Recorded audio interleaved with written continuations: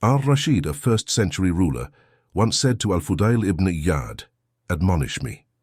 Al-Fudayl said, "O leader of the faithful, indeed your grandfather, Al-Abbaas, the uncle of the Prophet, shalallahu alaihi, wasallam, once went to the Prophet and said, 'O Messenger of Allah, appoint me to be a leader.'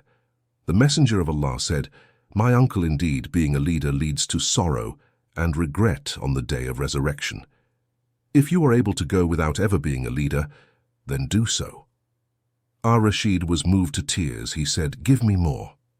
Al-Fudayl looked at Ar-Rasheed and said, "O one who has a handsome face, if you are able to protect that face from the hellfire, then do so, and beware of ever cheating or betraying your people." Being much moved by Al-Fudayl's words, Ar-Rasheed wanted to reward him.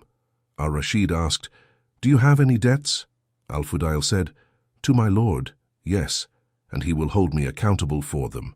Ar-Rasheed said, "I am of course referring to debts to other human beings." After Al-Fudayl answered in the negative, Ar-Rasheed said to one of his assistants, "Give him 1,000 dinars, which he can use to help his family." Al-Fudayl was greatly offended by these words and said, "Subhanallah, I am guiding you to safety, and you want to reward me with this paltry worldly sum."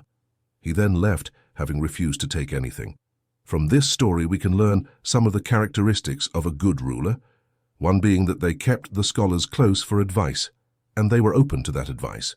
We also learn that if one can avoid being a leader, then they should avoid it, as mentioned in the hadith within the story.